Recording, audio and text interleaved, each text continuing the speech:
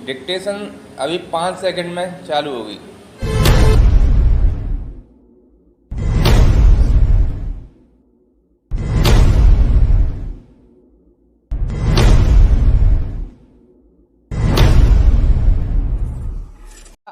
भाग 8 अभ्यास संख्या 44।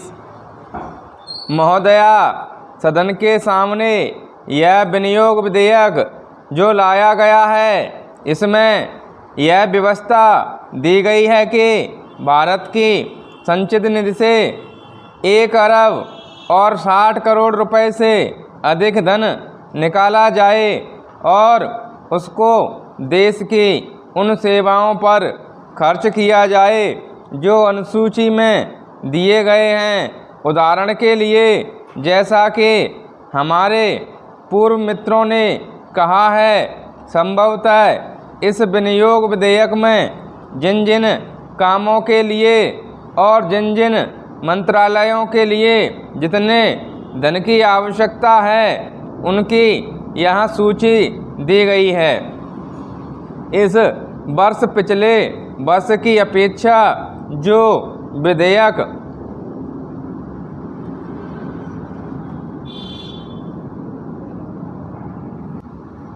रही है वह यह है कि जब से यह बजट आया है तब से देश के सारे किसान और उनके साथ ही साथ हमारे खेत मजदूर कुछ प्रसन्न दिखाई दे रहे हैं।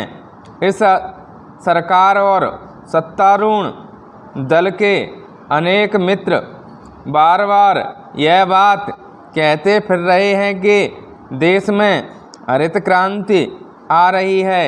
इससे पूर्व भी कांग्रेस पक्ष की ओर से समय समय पर इसी प्रकार के नारे दिए गए।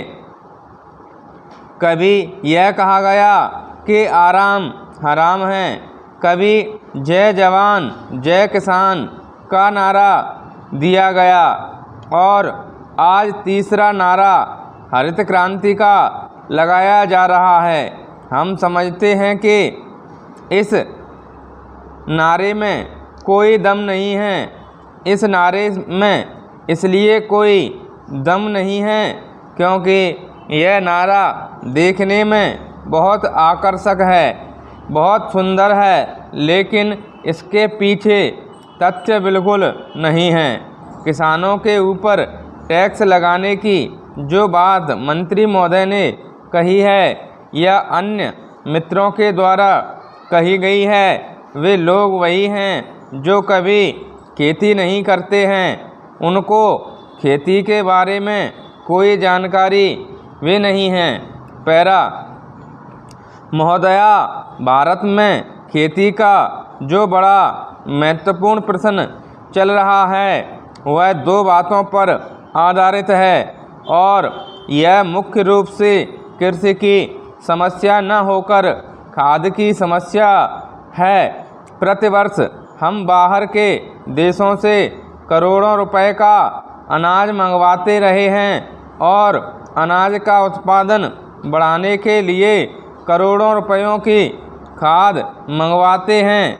कांग्रेस सरकार की तरफ से पिछले 20 वर्षों से हमारे सामने बार बार यह कहा गया है कि भारतवर्ष बहुत जल्दी अनाज के मामले में आत्मनिर्भर हो जाएगा।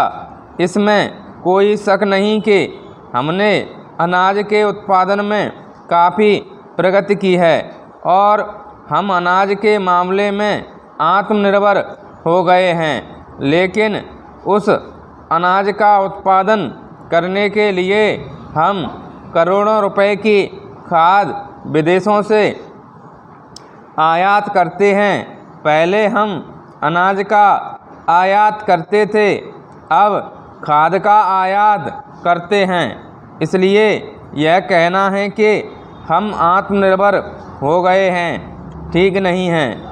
पैरा, जहाँ तक जनसंख्या की बात है उसके मामले में हम यह निवेदन करना चाहते हैं कि एक बार परिवार नियोजन के बारे में और जनसंख्या के बारे में जब सारे संसार में चर्चा चल रही थी तो हमारे मित्र ने आलोचना करते हुए लिखा था कि हमारे सामने आज समस्या यह नहीं है।